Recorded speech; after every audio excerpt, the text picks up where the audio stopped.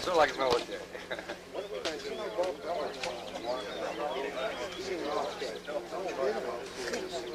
Oh, that's in the States. Now he's also Hawaii, I'll show you on the map. We're very small. I think they're going to bring him over here.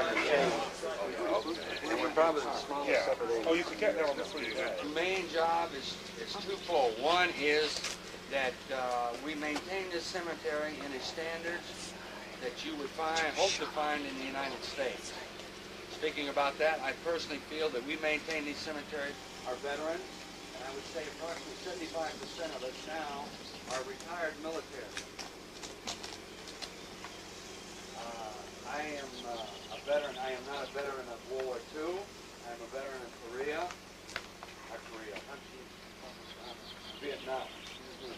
Vietnam. And one of the things that I found that all the bodies from Vietnam were brought back to the United States. They were buried in local cemeteries throughout, national cemeteries. 6 months later, no one knew why they died or where they were at when they did die. This is a national cemetery. It's more of a 300 to 400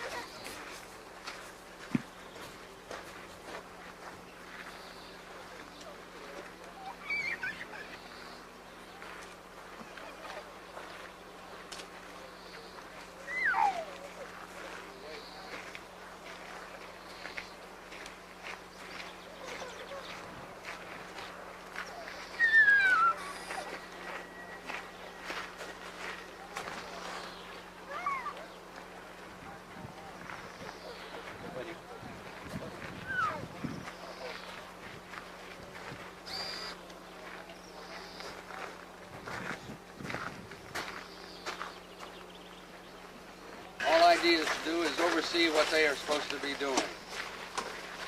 And I have a very dedicated crew, as I think you can tell by the looks of the cemetery.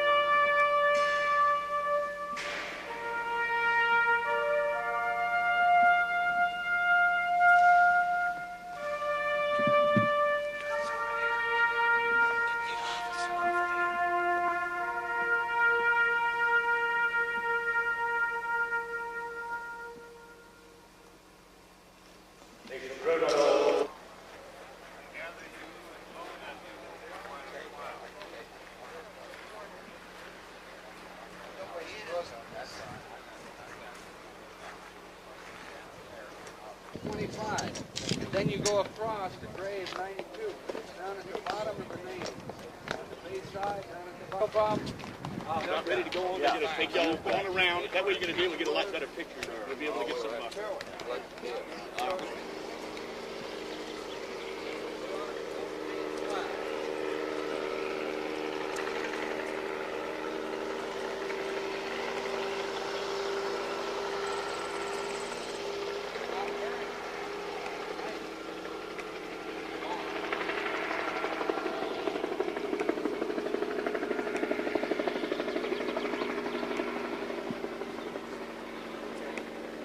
Yeah, don't get in my way.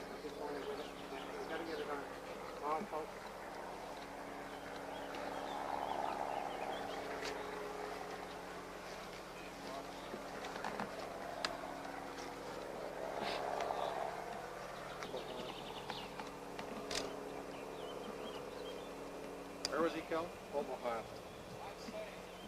John D. Young was killed with him, but John's not here. Yeah.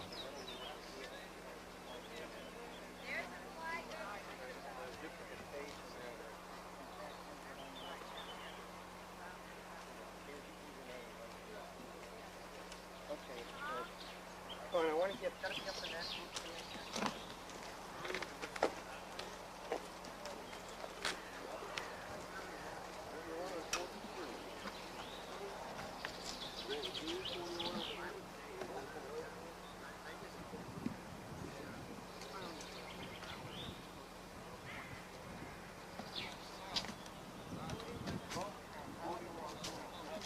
Like one all the way down, so it's 41, it would be like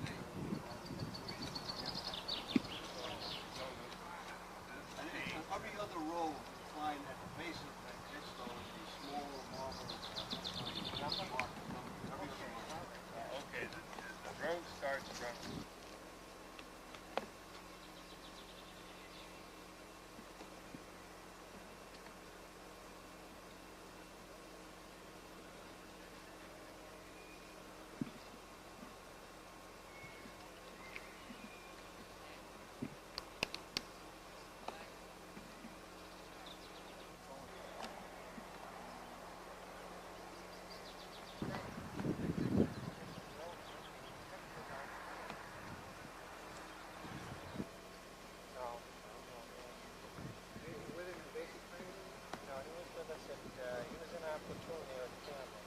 Killed hit just as they were.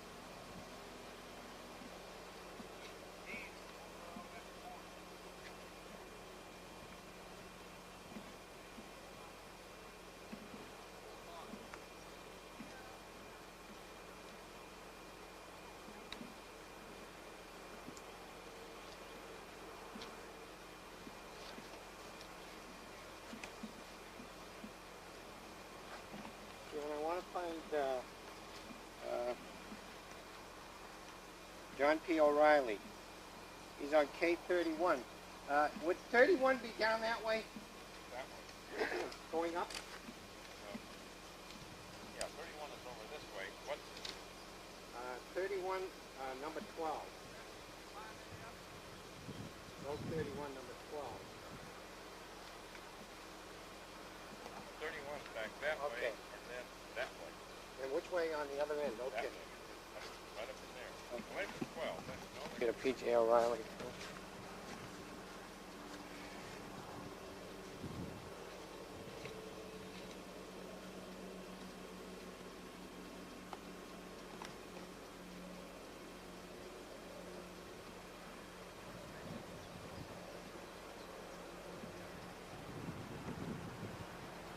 get one that's still.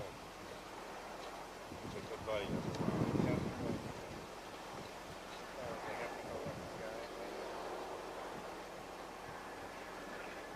Notice how many men read us off in January 12th. Is this John Patrick? Yeah. Bob, I was saying how many that we lost and read us off, and almost every one we're looking at. Yeah. John P. O'Reilly, January 12th. Yeah, I'll get it close up here, Bob, and I'll get it.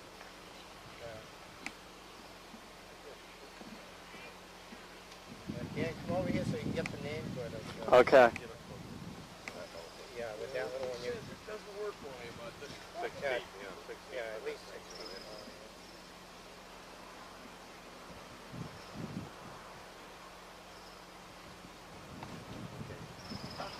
by it. Yeah, and Danny come up. Yeah, I could.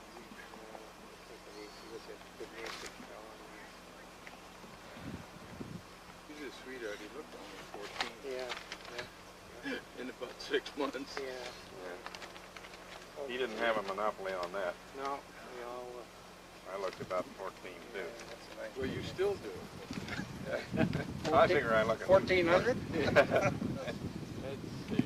But my face didn't start to fall off until about 10 years ago.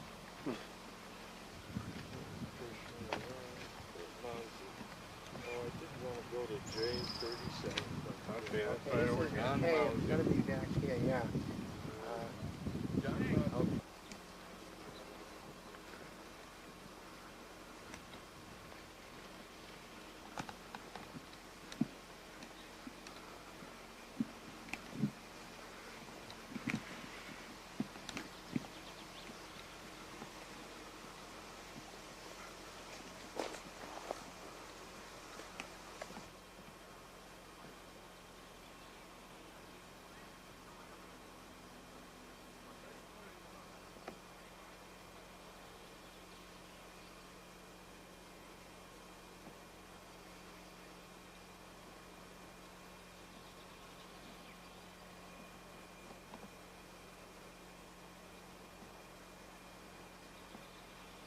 Same day as you, Sherwood.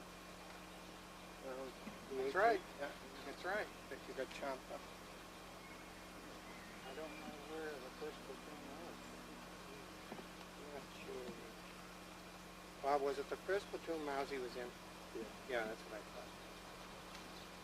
Keep thinking of the thing at the back.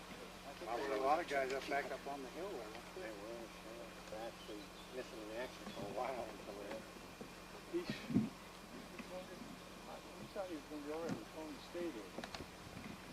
And we get it. But he yelled down and said, Chris, a good thing I got a baby going. I shot in the balls. That's all I need on it. Yeah, And I thought probably it's fairly superficial. He's going to make it. yeah. He kept yelling up to him. Finally stop there. A lot of them thought their wounds were all right, and by the time they got treated, they had lost too much blood. I think that's No, the it's- people thought that. Blood The worst one I remember was Winton Fawcett in my squad. When he got shot through the lungs, and it blew a big gaping hole out of the back of him. And the same sniper got two guys right together. He got Saprinsky from New York State also, but Saprinsky lived in it, went through, punctured his lung, come out of the back there. But Fawcett, who went into shock within about 5 or 10 minutes, and he got ashen gray. He just had that dip. And we were trying to get him back, and we couldn't go out in the street. We were handling the stretcher back through the windows of the houses, buildings, building to building in Oberhof. But you know that little down in the town, I saw from the magazines down in the town, Roderbach. Yeah, There was a kid, it's from another division. 103rd was on the left over there. I think And probably. the shell came in and blew both his legs. Yeah. And I carried it. He knew he was dying. I didn't know anything. Yeah. Then I was just a high school kid. Yeah. They carried him into the cellar, and we talked. He said, "You Catholic?" And I said, "No." And he said, "Would you get out my rosary?" And so on, which we did. And we talked. Geez, he was calm. He said, "Tell my folks, right then, tell my folks that it's okay." Yeah. So, But he wasn't then- afraid to die. no. So, yeah. Then he gave me his, he said, "Here, just keep it for luck." And he gave me a St. Bernadette medal. Oh, yeah. And I still got that Yeah. medal. That's, that's something. And he could have been the 103rd, but there was a group to our right also. There was a group, the C Company was to our left, and then the 103rd. And Maybe 20 yards. In my squad, I don't remember his name, and a mortar shell came down and lit about 6 or 8 feet from him. He threw him up into the air, Yeah. and I ran out there and took my belt off and put it. It seemed to hit him in the stomach, and it got around his thigh, and I pulled it up, and there were great big guys, 6'4", 220 pounds, and there wasn't any thigh left. Well, right on. Yeah. I know how we didn't get them out, I don't know. But anyway, he took his arm, and he said, I don't feel it anymore. He handled it. She's on it. Wow. It had finally fallen on. Oh, we've got a mosey Yeah. back. They want us back at Yeah. 10 minutes. Yeah, at It'll half take me past. about that to Well, we'll get take there. our time, Bob. But go ahead, I'll make it, but I have to walk my own pace.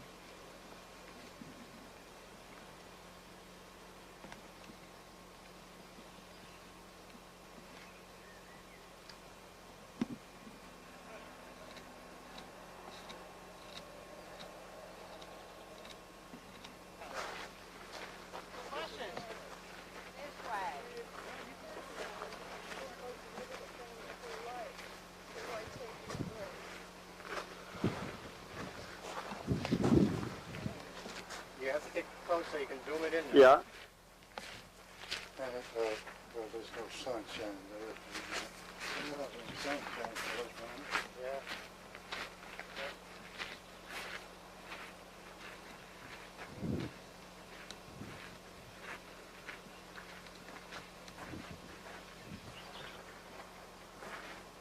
There's more, but I, went through so quickly.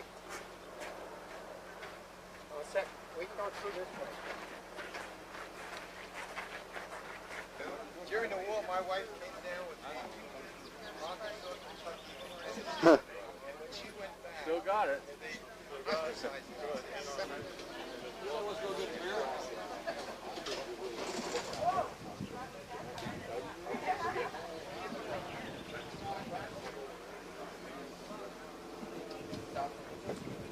Yeah. We just,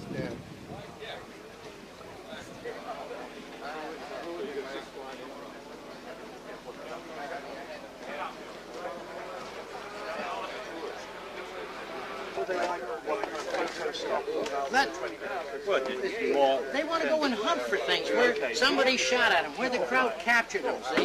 Where somebody's armored car was, see? That's the purpose of this whole damn trip, see? If we don't get to the hotel till 10 o'clock tonight, this is the purpose of this trip. We understand. All right, okay. yeah. I want to. Pete Solo of the 48th Tank Battalion. That's right. Yeah. That cloud back there made me get back on the bus. That's lucky, isn't it? Ardennes-Alsace. Got a good sized storm coming in too.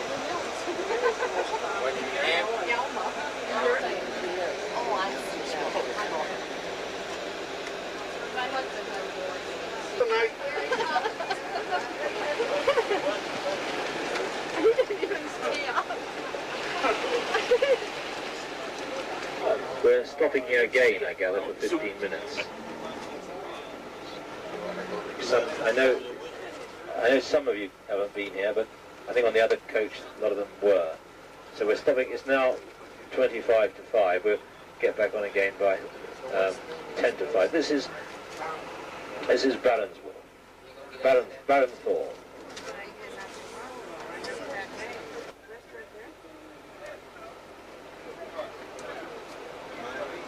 We're going to go into the guest house behind us for 20 minutes.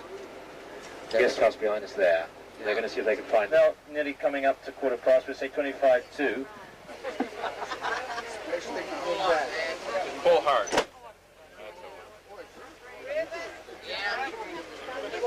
Okay, right now we're in Phillipsburg. Okay, here we are in Batzendorf. Yeah.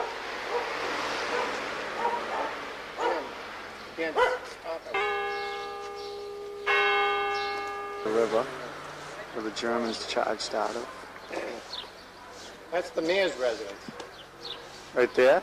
Yeah, see May Reed. Right here, Dan, no, down further where it says May Reed. That's always Yeah. the mayor's residence.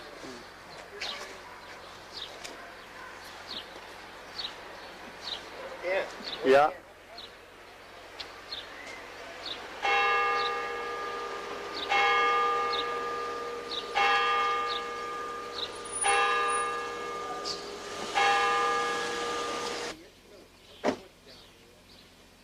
We first came up on the hill over here. Right. And the reconnaissance machine guns that had been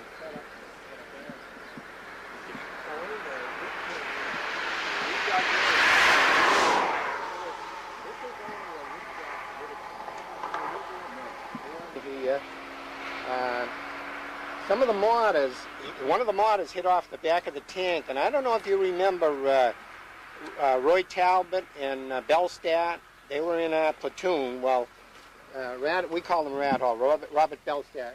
Rat Hole, Bellstat, and Talbot got hit by they were right hugging the back of the tanks, and the Germans were firing at us, and they were killed. And then Captain Reed, they hollered to get some of the men, a couple squads into the woods. So they sent one squad and another down into the woods to go in back of the Germans that were dug in along the tree line. And the 25th Tanks did a super job. The 25th Tank Battalion kept them pinned down. In fact, they were firing their 75s at them in their foxholes and emplacements and everything. And then after that, the word went out in the division that they would no longer use 75s as sniper rifles. There were foxholes that were dug in by some of our people, and we advanced right through them, and we came out. I can see somebody on the edge of the trees there going down into the thing, but how long did this last? It lasted only a matter of 2 hours or so. But anyway, it was in the morning. Anyway, after that, they told us we went into the forest down past the trees in the box there, and we dug in, and we were exhausted. We dug beautiful emplacements. We even started putting tree branches, broken tree limbs and everything over them, and putting dirt and stuff on that. We exhausted ourselves digging in. And they said, we got to have a look to see if there's anybody left in the forest. But in the meantime, they decided to move us back to this original line because they figured the whole German unit was wiped out anyway. So they moved us back into the foxholes that we had dug the night before. And the next morning, they had us go back, and we ran a patrol all the way to, it looked like an embankment up probably to the river, you know what I mean? And to see if there were any tracks in the snow or anything, nothing. So they pulled us back out of there. But that night, what I was going to say, I was so exhausted from all of this that I was in the foxhole and I fell sound asleep. I finally went back against the back of the foxhole, and when I woke up, there was about 4 inches of snow on me. And Joe Doss, platoon runner, remember Mississippi? He was from Mississippi. He had a drawl. Joe came up, and he called me Sergeant. He said, Sergeant Kneeland, it's still dark. And I said, come on, Joe. I said, I'm only a PFC like you. And he said, no. He said, you're a sergeant. Before the battle started, early in the morning, he sent me up a little back road that runs right up across the top of that hill. That's the one I'm talking about. When we came, where you had probably pre-reconnoitered that. Yeah. And you could what see. happened was, I came right across the crest of that hill, and those guys sniped at me with an 88 or something. Is that right? Yes. Yeah. And it hit right from over here. Somewhere over there. And anyway, I hit the bit. When I hit the bit, I ran a little piece of branch off of a tree in my eye. And you know, I thought it was hit, shrapnel. And I was afraid to touch my eye. Finally, I reached up there, and it was only a stick. Yeah. But it had my eyeball out of whack. And you got to remember, too, that when we came across here, there was no greenery or vegetation, so you had a better field of view and everything else. And they pointed out, you know, where our departure and the attack would be. And they said the line of departure would be from the foxhole there on. And there were fellas in the foxhole. Now, I don't know whether they were part of the 42nd or what, but they had left their machine guns. Their machine guns were set up and everything. They just cut and ran. Yeah, those guys showed up, really. We actually went through there, and it was probably the most successful attack that I think you could have, because it absolutely wiped out a whole battalion. Yeah. They said the whole battalion, and it's in our company history, you know, that the whole I got that book with us, by the way, if you want to refer to it. Yeah. All righty. I guess, where are you going to go?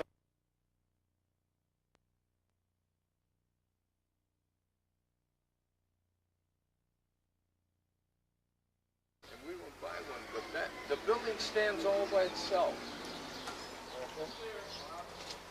Here it is. Phil says he's found it. I'd like to get a picture. There it is.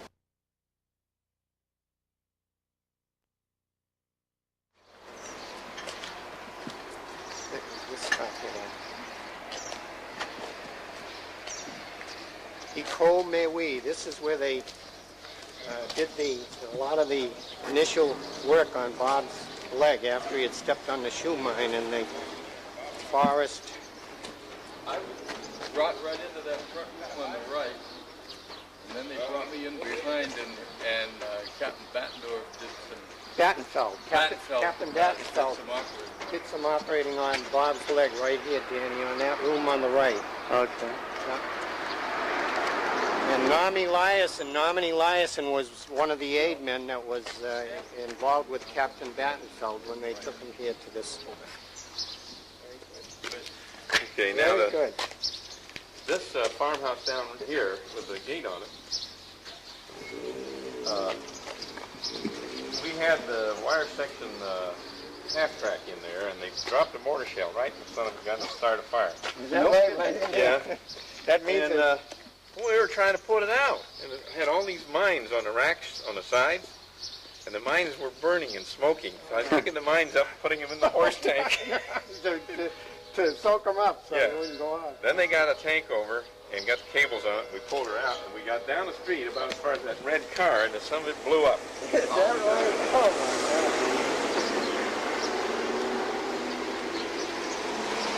There's a picture in the division book of that half-track burning, my God. and some CO2 up in there, and I'm up in the roof shooting that CO2 down into it. What a dumb thing to do. All we should have done is got the cables on it and got it out of there. Got it out, right. Left all the rest of it. Yeah. The house here was heading for the barn. They put it. My platoon was dug in, and we had to move across here at night and everything, and pick up the road and come down, and they formed each platoon, you know, they knew where it was. But they moved us also into a big building, and it was a fairly good-sized building, and I don't know what it was, and that's where Wall and them briefed us, and that's where the general come down and told you that what he wanted. He said that he was right there, and it was a surprise to everybody that a general would be there involved in this operation. We knew that it was something important. They really wanted to capture a German or Germans so that they would be able to have some information of who the 36th Division was going to hit when they attacked through here the next night. I believe it was the next night. I'd have to look at it, yeah.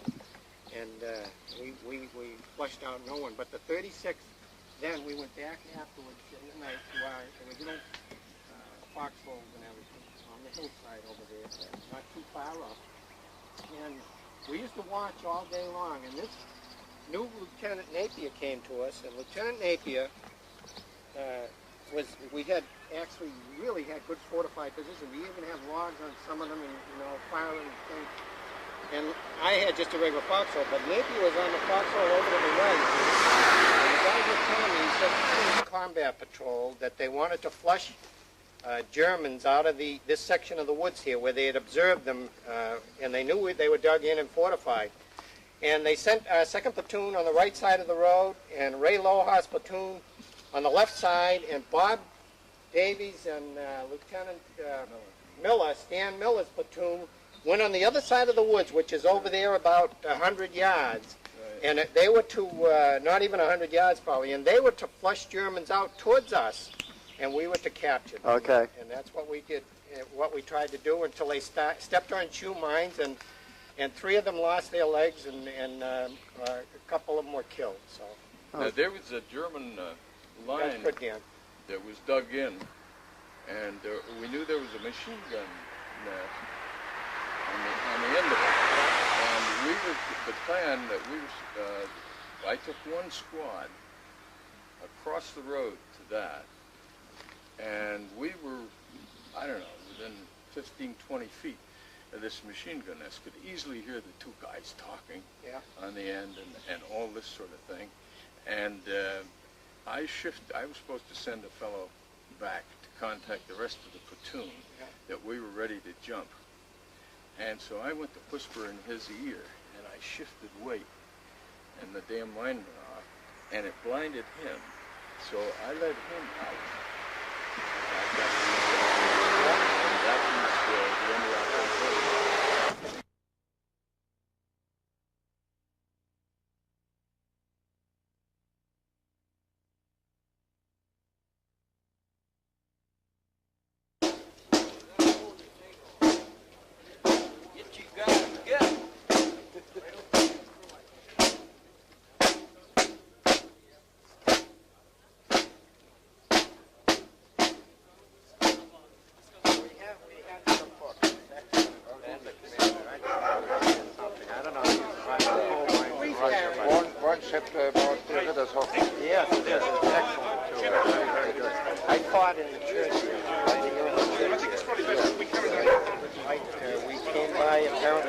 close to your headquarters. We got cut off twice. We got cut off twice, and the only thing cut us off the second time was smoke. They pulled smoke. We got out. Your machine guns had us cut off. Terrific battle.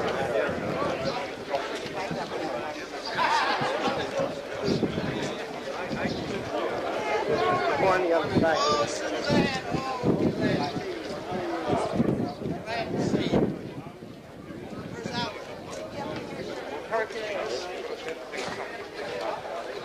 Right. This is U.S. This is U.S. Suzanne Africa. In what order shall we...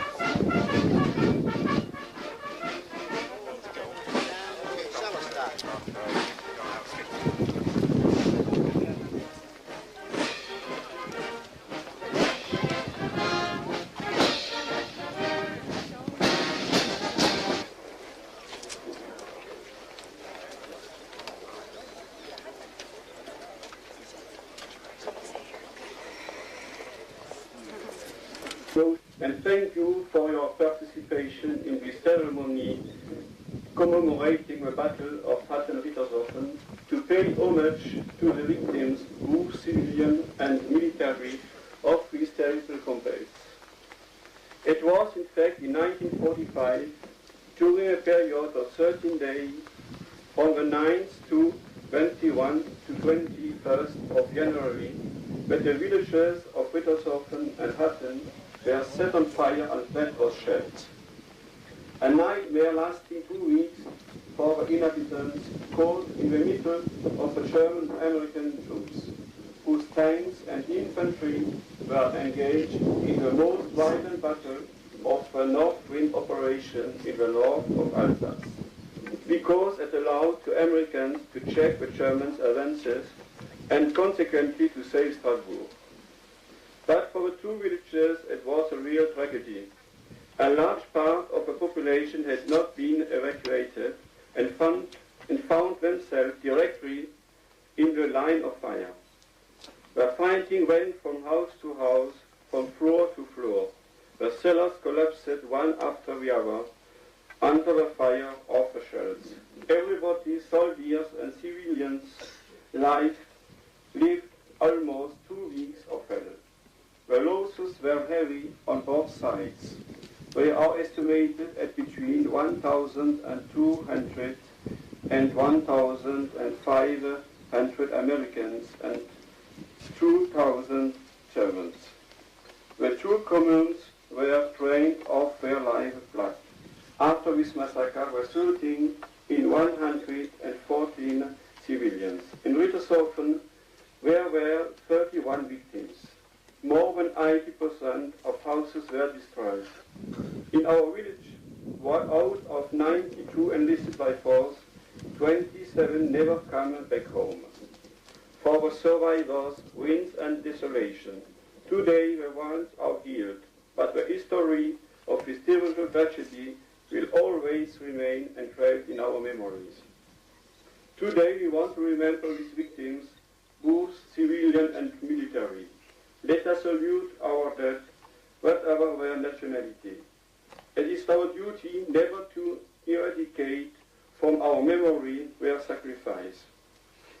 It is this acute awareness of the horrors which punctuated this war, which must be compelled us to guarantee peace by all our means, by all our actions, by all our strength. It's up to us to be vigilant, to ensure that nothing can ever incite us to fight against one another again. May the voice of wisdom and reason triumph over fanaticism, incomprehension, and intolerance. Let us contemplate on the number of that it was necessary to enable us to be here together today. Let us think of the suffering which was endured to bring about a united Europe where there is a mutual understanding. The Assembly gathered here today, bringing together the opposing forces of yesteryear, armed with weapons, strive to be a proof of the success of a burning desire which invades all men with goodwill in their hearts. That is to know, to learn a lesson from the errors of the past in order to contribute to the construction of a world where peace and liberty reign. Thank you.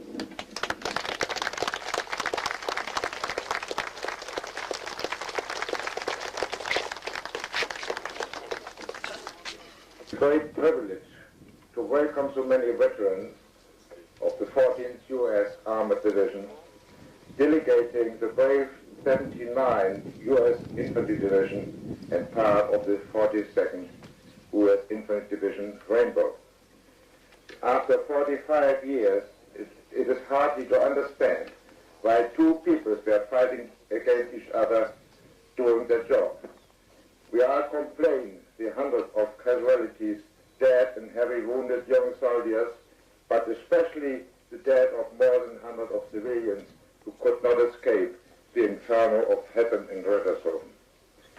We as soldiers are not the militarists who want and start a war. We are all that trained to fight for our country, whether wrong or right. Ardennes-Alsace has gone in history as one of the hardest battles ever fought at the Western theater of war. It is due to Mr. Raymond Kiefer, at that time a young citizen of Ardennes-Alsace and now French consul in Düsseldorf, that in cooperation with the local authorities, two monuments in the museum have been built to draw attention of all veterans and the young generation to the Battle of Ardennes-Alsace. The flag of both countries which fought here and the flag of France, of which the population had so frightfully to suffer, symbolize that all of us want peace and that none of these countries never want a war again. My dream is, and you certainly share it with me, that one day former enemies of the eastern countries may shake hands. May the perestroika be successful with the result that all countries in the West and the East can live in peace in a common house. Fairness and tolerance may be with you.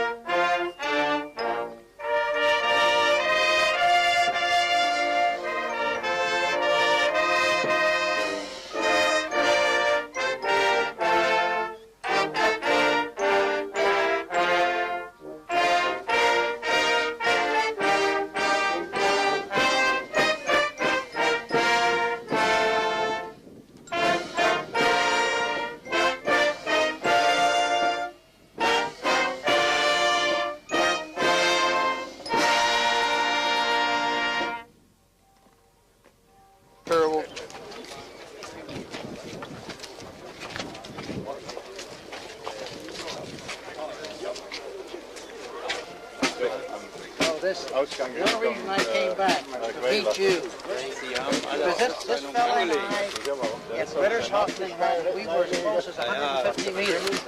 Our CP was in the Ardennes-Alsace tower. That was the 48th Sanctum. I was the executive. Our CP was there. He was in the church. He talks about these guys sneaking out there. They never got a good shot at them. That's the way we felt about them. They were sneaking back and forth. Oh yeah, we're both happy. We're both still around. Ein Soldat, der in dem Bunker war. Ich war selbst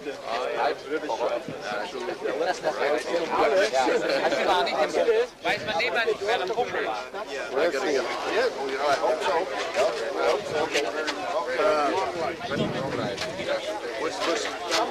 Wir gehen Richtung Kirche. Sind ja auch wieder diese Männer. I want to zoom you in a little bit. It's on. We're gonna go to the church now, gang. Hey, we're gonna go to the church now, Dan.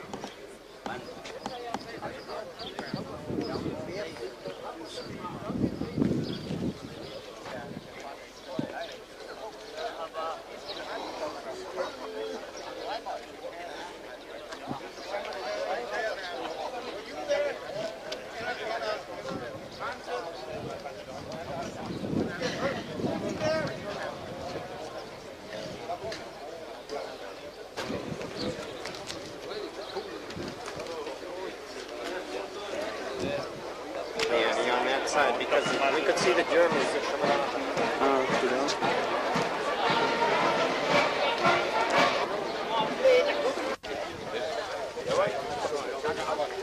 Aber sagt ihr,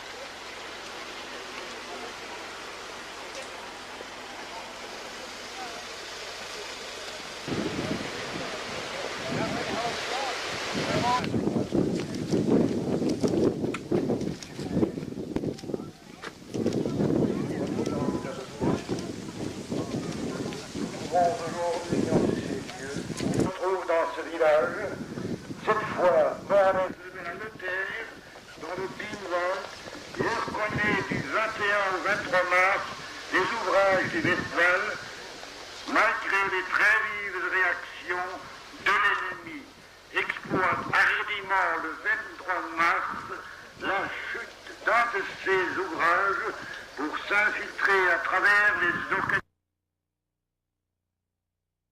Over the embankment, right here, heading towards the church. The church people is right directly through here.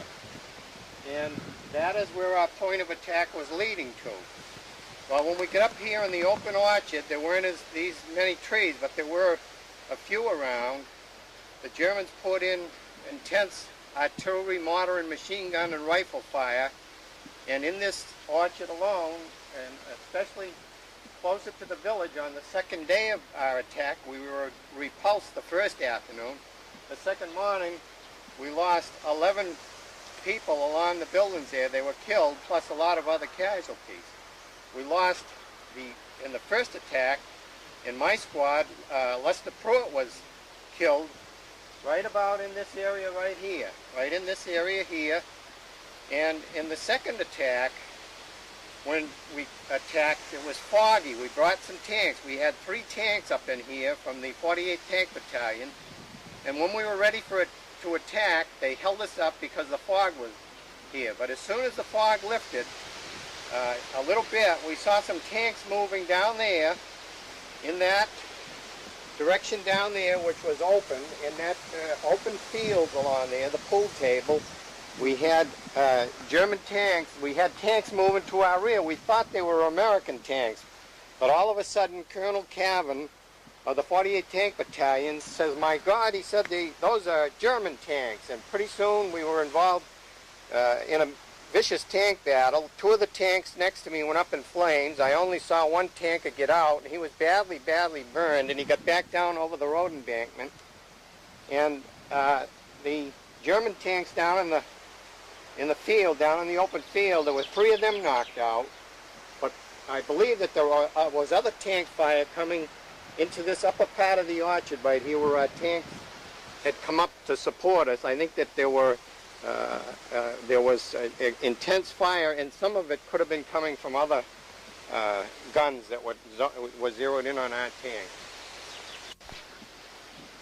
I think in this direction, I was up in here, farther up in here, and that's where the foxhole was that I dove into and landed right on an American who was startled in the attack. Unit. Yeah, well.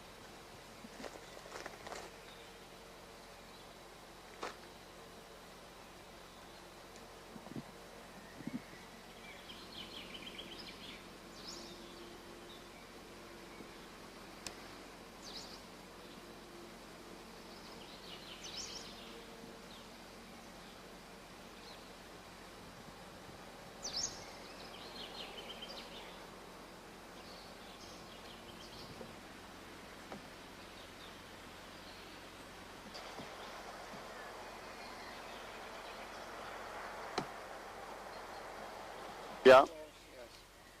Okay, now all the way. Okay, I don't want to get in there. Very good. That's very good, Dan. That's You say it's A8 what? 816. Okay, walk to graves to headstone number 16. Is it on the bottom? Well, he's from New Hampshire. I'm from Massachusetts, and he's from New York State. New York State. New York State, I am too. Is that right? Whereabouts? Mayo Pack. Oh, Mayo Pack. He's outside of Syracuse.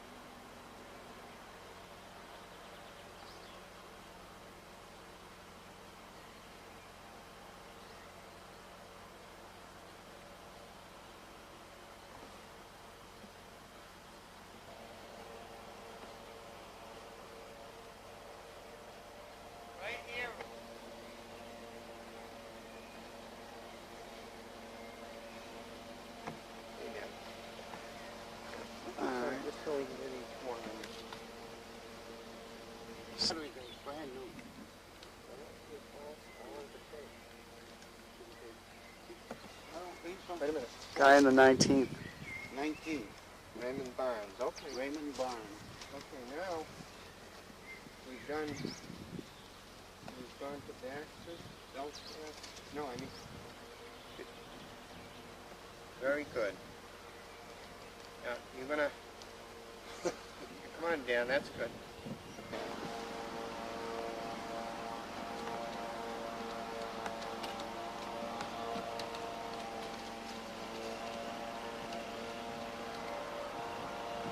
Okay, Dan. All right, now we got to go to beat 2. And you got any in this one, Pete? You're gonna get? I don't.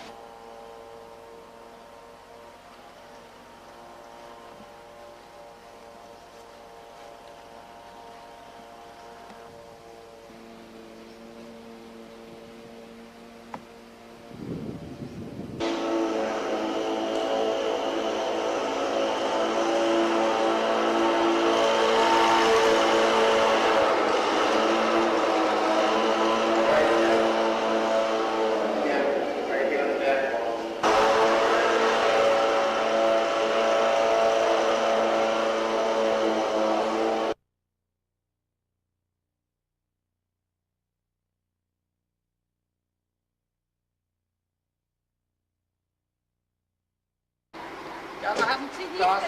Das war nicht hier. Nicht hier. Hitler. Hitler, ja. Jawohl, ik weiß. Aber war taken. The Americans, maybe the 14th Armored, I don't know. Concentration he was camp. concentration. Kriegi? Maybe not. I don't want to imply anything.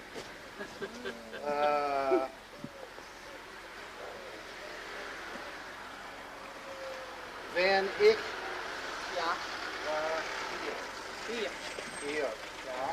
I don't see the red light there. Jim, you remember whether you were on this street? I think on the street farther up. Yeah. With the half-track vehicles we pull in, you know, and for billet. War eine Mädchen. There was a little. 5 Jahren.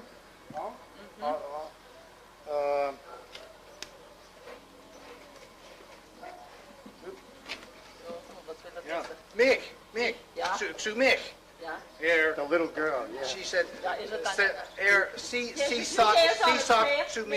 sie sagt zu mir, gehen Sie fort, und ich gehe zu den Krieg. Ja, Und ich war verwundet. Das war das Haus noch nicht hier. Das war noch nicht hier. Oh, no? Nee. Yeah, okay, yeah, Nick here. Ja, Yeah. Niks ja, hier. That was Nee. not here.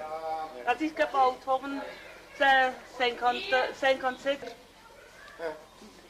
Ja, das ist richtig.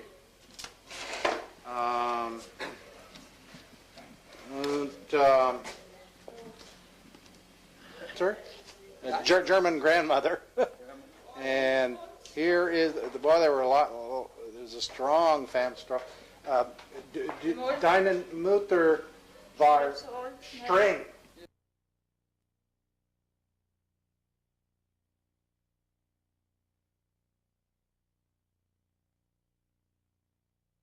You don't want to go to Rittersoffen and get filmed so that we can film this.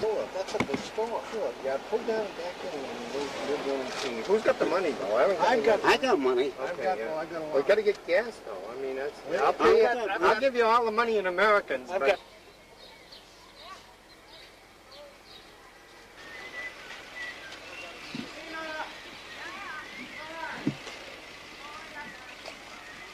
Get my stuff, will you, Dan? Cemetery. Danny, daughter here? Danny. what? I got it ready.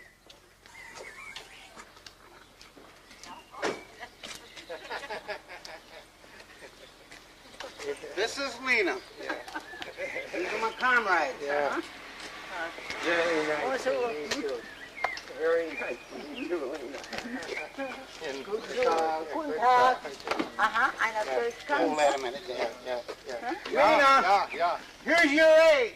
Dad. We get a picture of that. Here. 40. Okay. Very nice. She remembers it too, yeah? Very good. Now, Okay, you guys go get. You go get the film.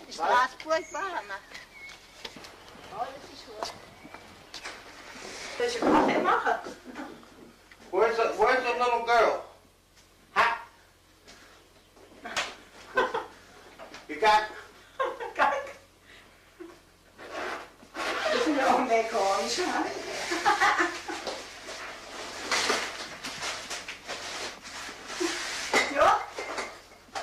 You got hot water? What? Hartford, the college? Ja, sie wohnt hier. Ja. Oh.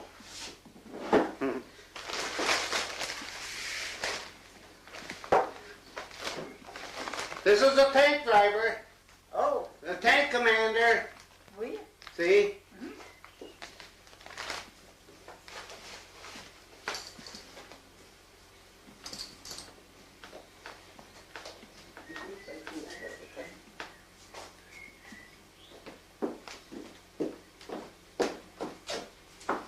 Talking. Yeah, so it's YouTube. So talk to her.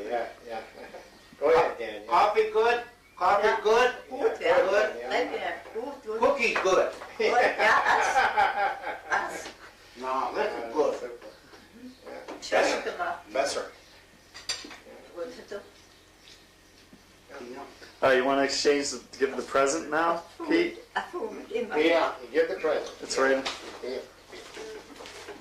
Wait a minute. This is good. Nein, die muss er machen. Well, who, the daughter? Aren't you going to let her open it up? Granddaughter. Britannia.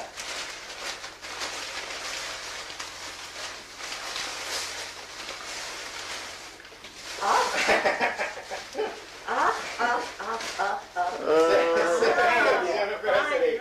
Okay? Yeah. Oh, ja. How do you verstehen Sie?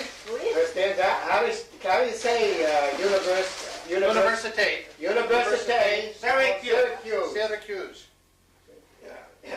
South America. South America, yeah. In America. Yeah. Strasbourg. No, Ja. Strasbourg, yeah. Syracuse, New York. Yeah. Syracuse, New York, yeah. Lena, this is for you. Seine alte Großmutter. Ja, Großmutter. What does that mean? Grandmother? Excuse? 75 Jahre. 75. 3/4 Jahrhundert. Ja. How much? 90? No. 70. 75. 75, yeah. Yeah, 75. Yeah, 75, okay. Yep. Das Haus habe ich gebaut. You built? Yeah, that's what he told me. He Ja. told me, yeah. Unbelievable. Du? Ja? Yeah. Aber immer fort gewesen arbeiten. Her husband. Travail. Yeah, I worked. Ja, ja. Built. Her husband died how many years ago, Pete? Well, he died in the war. They took 100 men from this camp. Second World War, during the... And they sent them Ich over war to the auf Russia. der Hauptstraße oben, wo man rausfährt. That's right. Hab ich 27 gewohnt came back. Nieder. Mein Mann ist in den Krieg She und was, nicht mehr yeah, she was a zurückgekommen. young woman. And the daughter was only 8 or 9 years old. War 2 Jahre And then she lived through that terrible thing that we did on the village. Yeah. And she Und had weil to sie rebuild the der Vater whole nicht mehr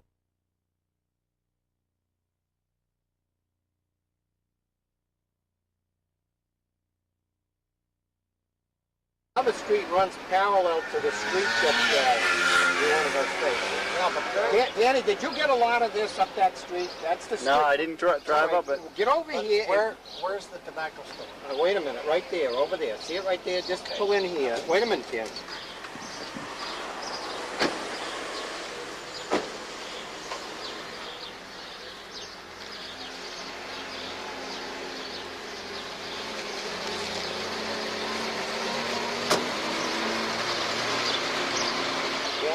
Yeah?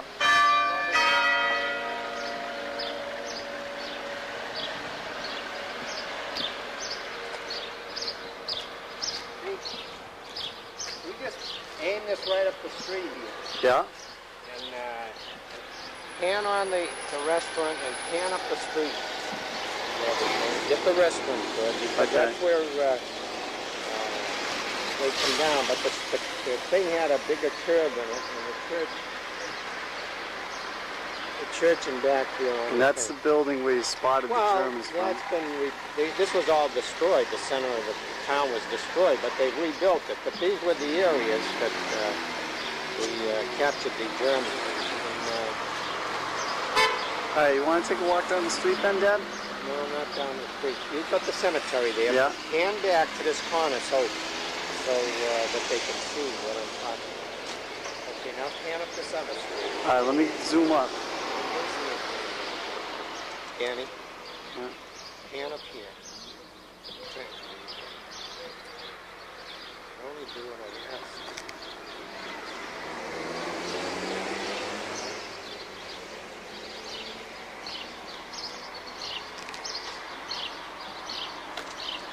Okay, that was German side, right? Yeah, all of this was right in Okay. this whole area here.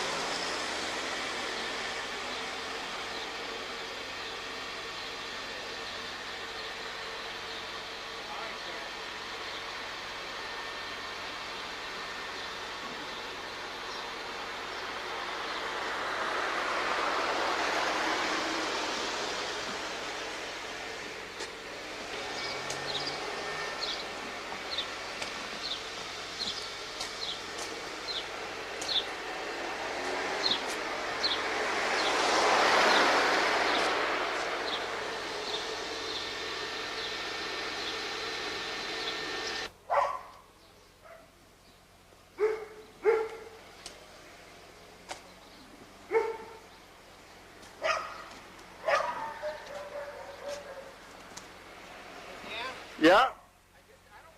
That's original buildings that were destroyed. And that garage is...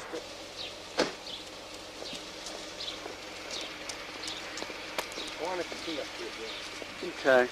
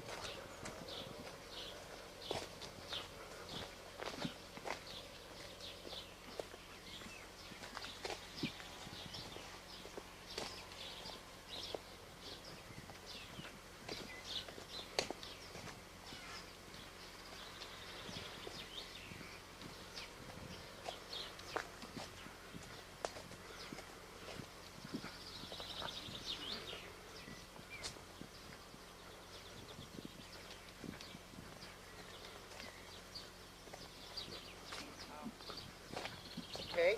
Yeah. All right. We were covering fire from one of those buildings, and I don't know which, it was the last building on the street, right down in this whole section, Danny, right down here to the Okay. left side of the town, where all the, not, Let me yes. get the church now Yeah. for orientation purposes. Okay. Yeah. Dan. Was there any German tanks here? Yes, right down in the orchard. That's right in the orchard. That's Yeah. the one that fired on us. Right. But there was also a German tank right up here in the thing between two buildings, But firing no. back towards the other part of the town. No, but this Yeah. one was in the orchard. They They were. made 2 rounds and Yeah, and okay. then this Now, Danny, Yeah.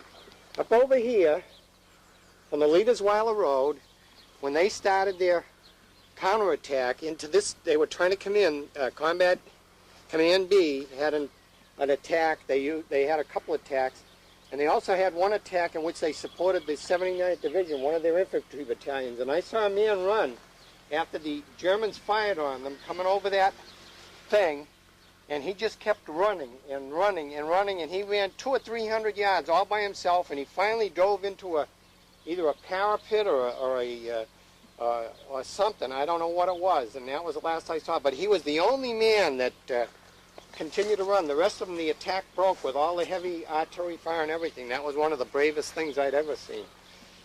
Now, if you'd hold this a minute, Danny, I just want to walk up to the edge with you. Come here, please. Okay. There was Germans down in all of these houses down in here, right in back of the church, and Pete, from the other side of town, from one of the last buildings, I told you one day I went up into the hayloft, and there was some red shakes on the roof with a forward observer, and I spotted the German tanks, and there were 7 of them here.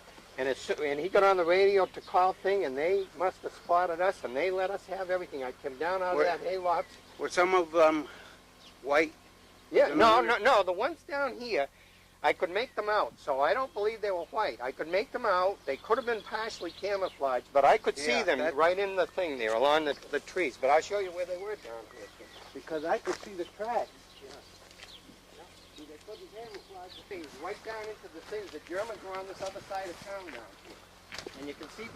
And here's, if you look back on the higher ground, up on the roofs, on the higher, we got up into one of the highest that wasn't destroyed, and I was looking down into the orchard here, and there were 7 German tanks down in here. That must have been where that one was.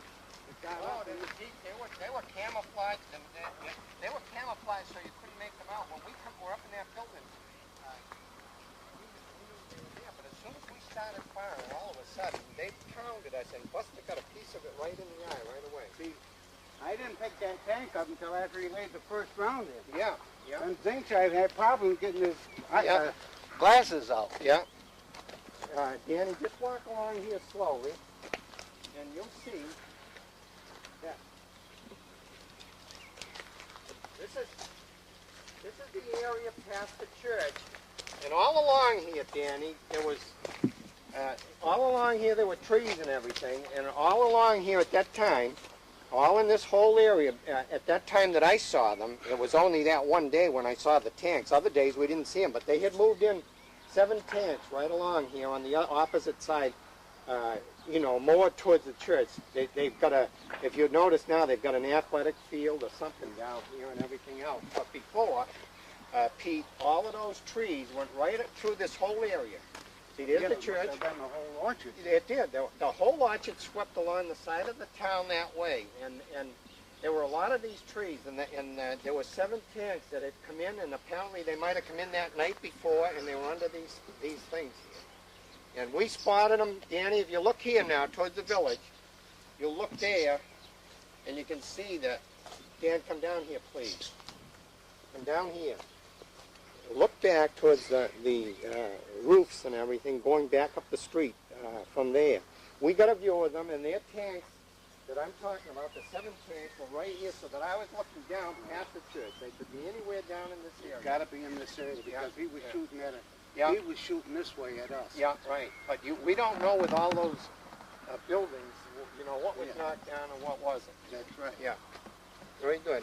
And right, if you want to see the proximity, Danny, of Hatton, there's the church spires in Hatton right down ahead of you. Okay.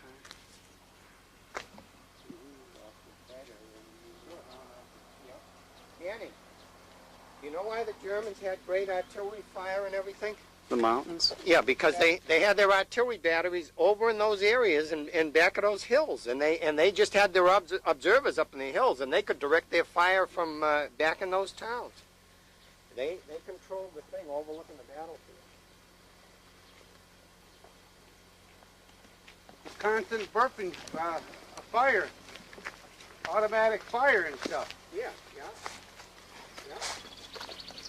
You know why? Because they could fire on you from anywhere. The reason is the 79th was in the center buildings of the village, but the Germans held all of these places along here.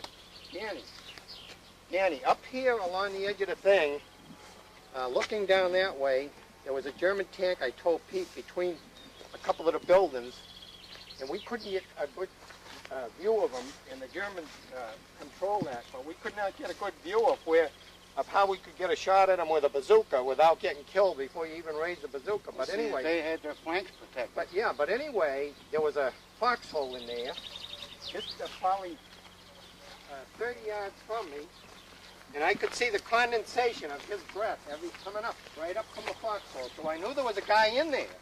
But we had relieved our aid company from these positions, and I did not know whether it was a man from aid company that had gotten that far and dug in and or what. Once in a while. Oh yeah, on the back side of the hill, with the hill. Because we was on this side of the road once. Well, here's before we go any farther, Combat Command B was along in this area from the leaders. That's where they kept trying to make their attacks from. And Crockett has always wondered whether it was possible that when they saw us firing out of these buildings, they thought we were Germans, and they brought in fire on us, our own troops. But I don't believe so. I believe that it was the tanks down there and everything that hit him. But he said he always wondered. Because they asked us to come up and give him, they were going to attack this way, and they asked us to give them covering fire into the German buildings so that they... I think this is where that colored TV outfit was. That we around here someplace. Early in the battle, yes, they were. They were going to take off on us. Early in the battle. Well, there were some in this area and all around. Some of them fought very well, Pete. I know. There was only 4 or 5 TVs. Yeah. But yeah, this is the second house. That house probably has been rebuilt. It might have been destroyed. Just come up to the walk and say, this is where I think, pan in there, Dan, will you, to the other side, yeah.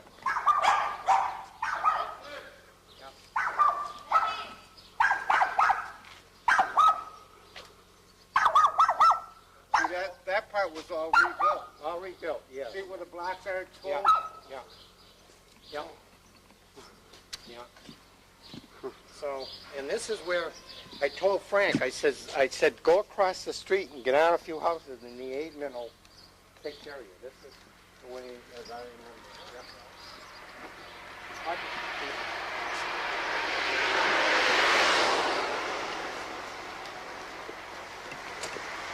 Pete, watch it.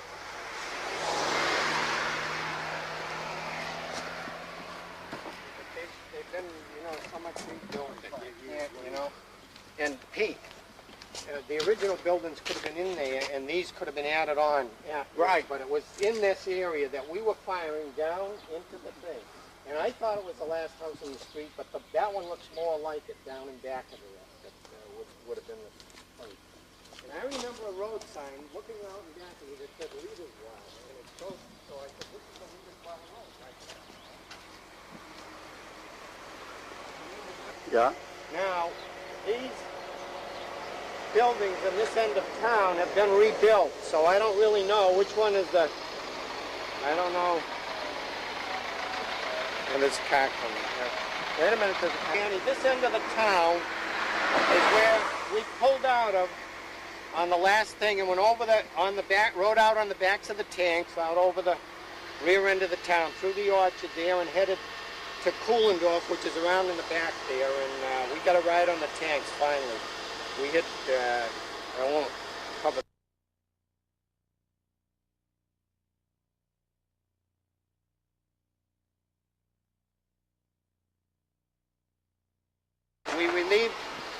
We relieved the 36th Division had come down as far as here on the original attack. And this house here has been rebuilt, I would say. But this was a strong point for the Germans right in this area. You can see down the street, look at how they were commanded, see the way they could command the fire down the street. Yeah. These houses have been rebuilt, a lot of them. This one here was rebuilt. Over here, Dan, across the street, all this was rebuilt, but this was a strong point. And when the 36 captured it, it was loaded with machine guns and automatic weapons that they had been using in the battle.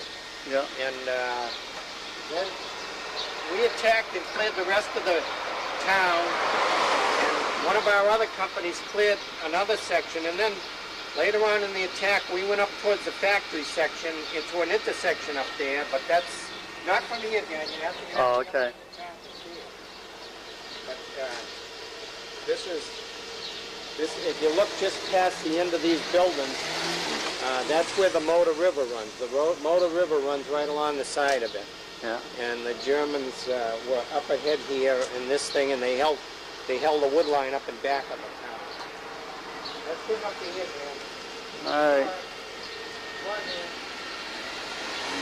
We had, at one time, I said there was a machine gun firing across the intersection. It looks very much like it, but I can't be sure. I can't be sure. And firing here, and I can explain that later, but that's the way that it was. And, yeah.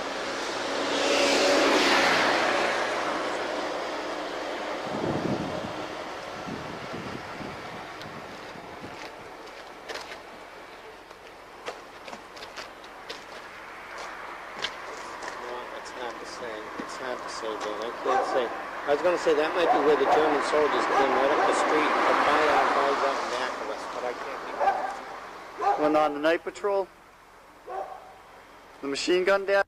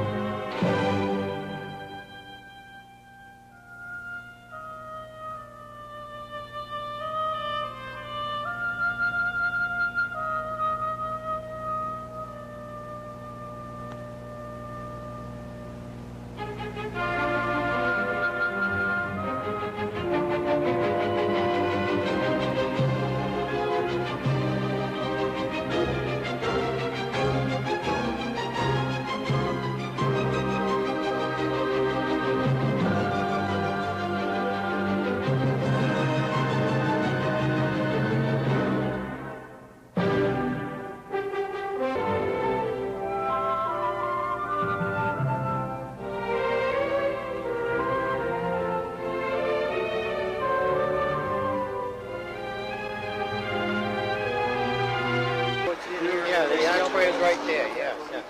And there was a swastika on the other side of the archway, and they took it off. They still have the M in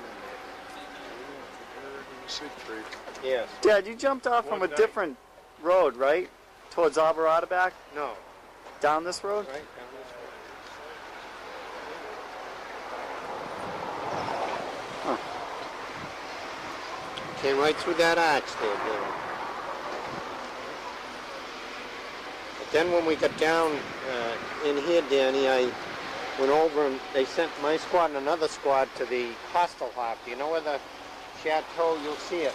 There's a chateau overlooking the battle. Dad, and the Germans were using it as an observation post, so they decided to make a diversionary attack towards it.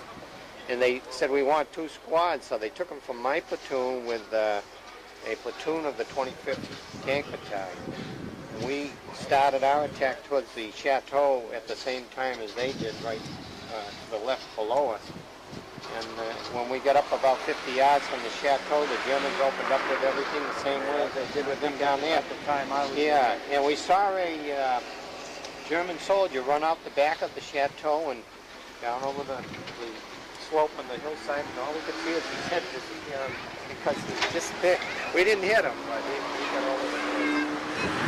They were using it as observation. And then afterwards, the 94th set up an observation post just to this side of the chateau. I think the Germans wanted to still control it.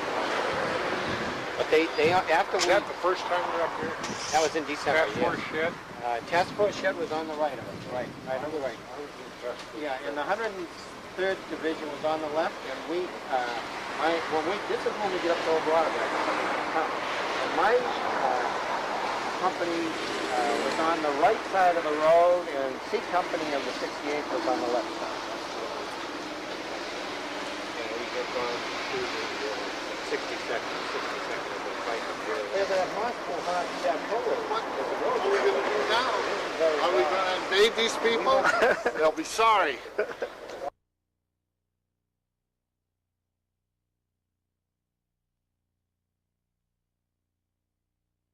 68. Sorry, beg your pardon. C Company 68 that were in action there. There's a very bloody action. Which, yes, you probably know more about it. So we'd like you to talk a little bit about that. Coming, is this on? Down is on. Coming into this town of... Try and hold it right next to you.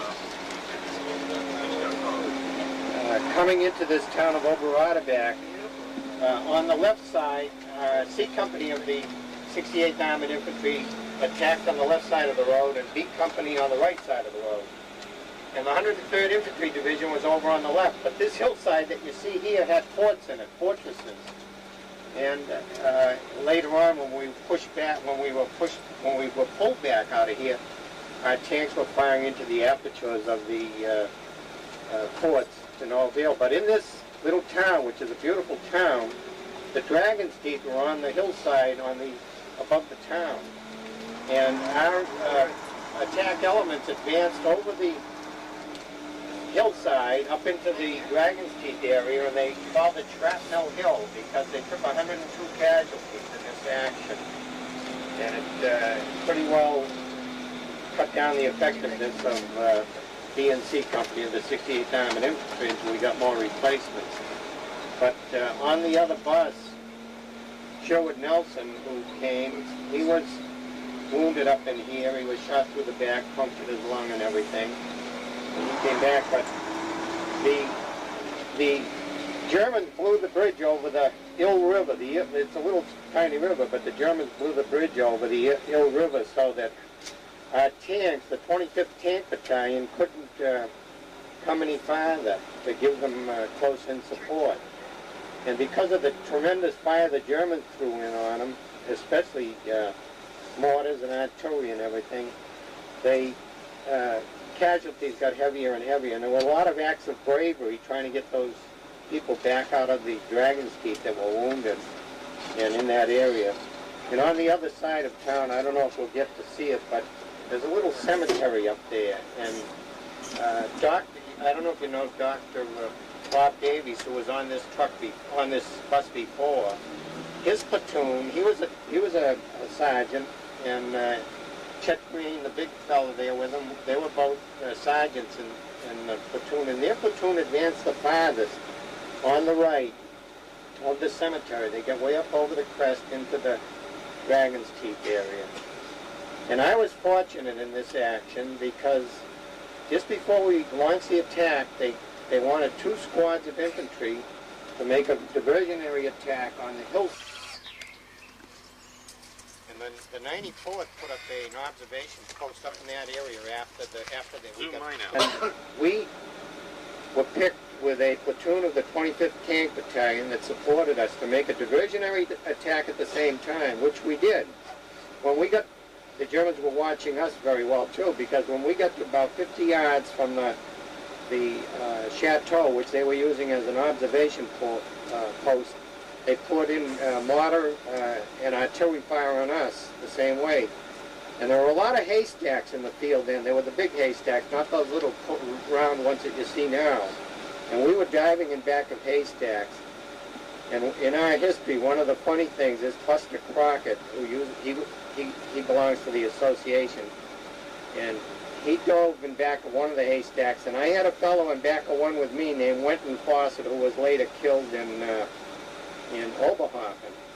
But Wenton Fawcett thought it was the mortar fire was too heavy in back of our haystack, so he said, "I'm getting out of here." So he ran across to the haystack, which was about 25, 30 yards to my left and a little bit to the front of me, where Crockett was, and he dove in back of that, and he says, "Boy," he said, "they were close over there," and Crockett says, "These aren't exactly mothballs that are landing around here." So I thought that was pretty humorous at that particular time.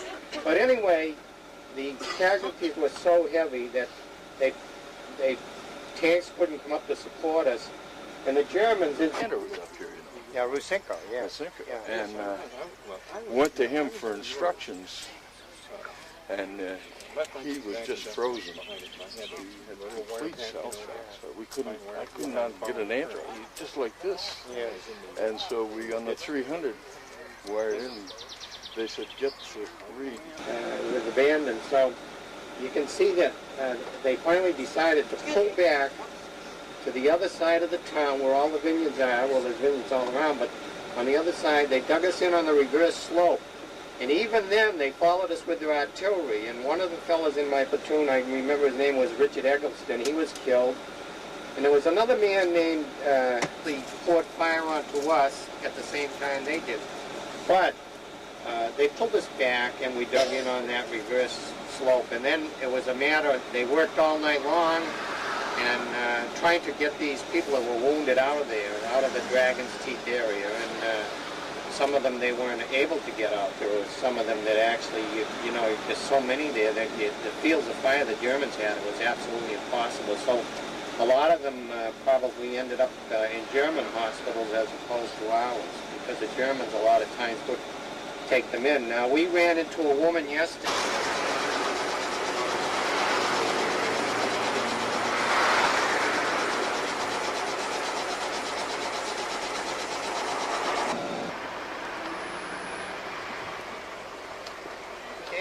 Dad is not going to come, but Bob will go up with you. Just, I want you to explain.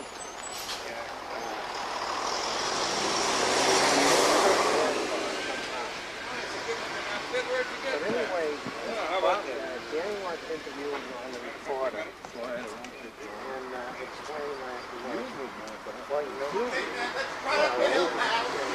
know, what you want to do is explain that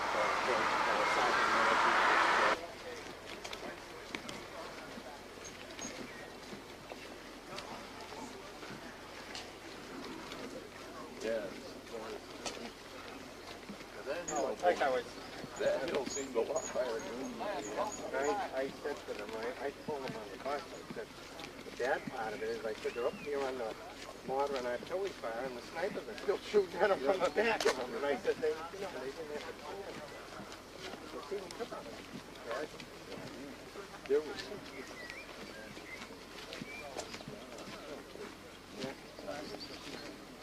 Bob, even here you get a better one. Really? I'll get one here then. Yeah, 'cause it's open.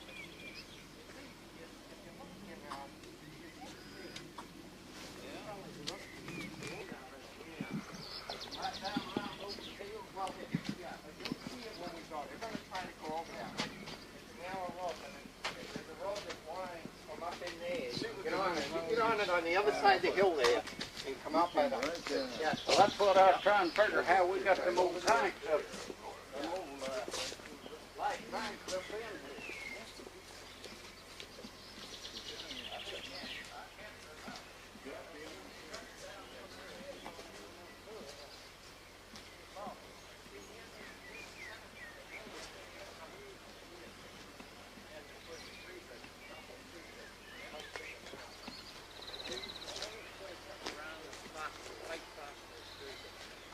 Church steeple. Yeah. That's the artillery. FO. I had my FO tag. That was the gunner's first priority. Yeah. Get that church steeple. And then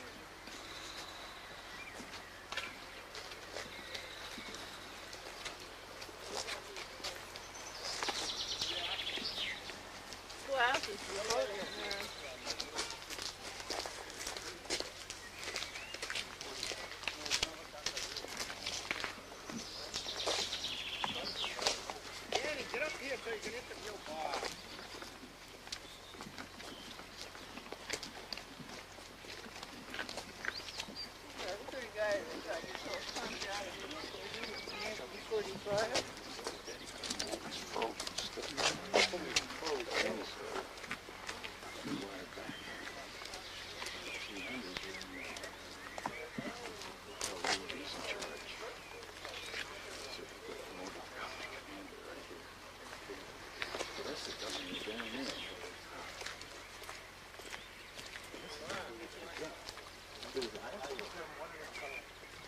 well, they had a lot of those, and those were the bigger ones. The machine mortars were.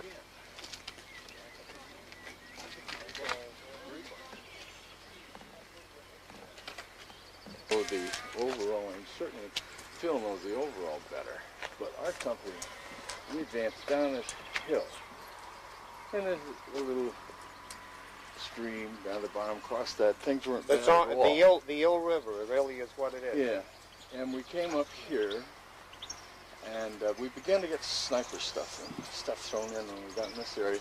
And the furthest we got, there was an apple orchard to our right over there, a little bit beyond this. Yeah. And dragon teeth all across there. Right, yeah. And this is where we went up to, after we got pinned down, the company commander was up here, you know. Yeah, Rusinko, yeah. Rusinko. Yeah. And went to him for instructions, and he was just frozen. He had complete cell-shock, so I could not get an answer, just like this. Yeah. And so we, on the 300, wired in. They said, get to Reed and tell him he's in command. Now, the rest of our company was down along where those houses are.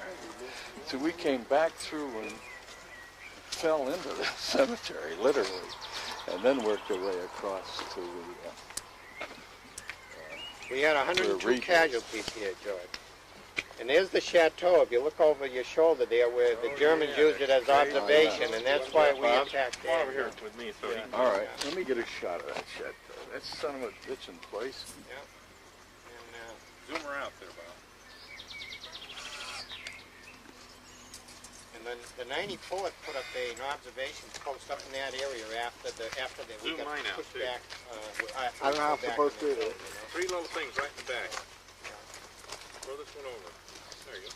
But if you look off that way, you're really looking off towards Steinfeld and Capswire. Okay. And that area. Yeah, well, that's where they had us pinned down then. That would have been right there. That's where you Yeah, your instead tanks, on this yeah. hill, Yeah. we had 4 tanks in the Yeah, hallway. he said he had his tanks were with us when we made that diversionary attack. I never knew that. It was Yeah, your well, tanks, that's where we were at, Yeah, right, yeah. right there on top of that hill. Right. And that's where we left one tank, and they shot it up the next day, 76, it marked down. We brought all the infantry out of there and come back towards Weissenberg the next morning. Yeah, Daylight. Yeah, Yeah. That's where the colonel got on. Yeah. And Well, I got it clear in my mind now. yeah. I was thinking we were swinging to the right. This is- Come out there and see that. The 25th was up here with you guys. Yeah. Yes, the 25th tank. Yeah, They okay. couldn't get across when they blew there's a little, the Ill River, ILL or something, there's a little bridge and they couldn't get over the bridge. They come up here.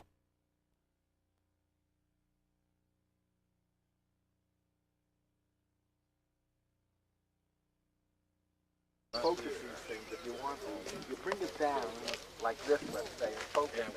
Oh, and then hold. And then hold it, keep it a hold, and then move it wherever you want. But you want to put someone in the corner and keep them in focus. Yeah. And but I really wanted to get the center of it. What were they firing for?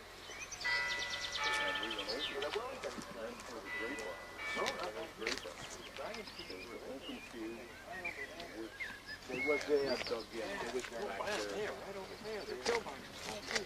Pillboxes over there. Can you see them now? They're still there. No, they're all gone. Dragon Soup, they've torn everything in the Siegfried line out except one place they have some museum. the Germans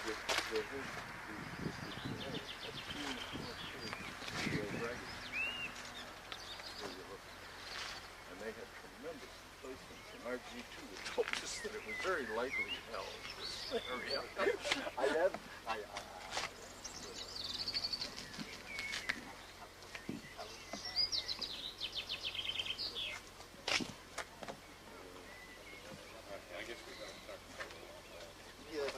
When we dug in a real day here, where were we then? Behind those houses?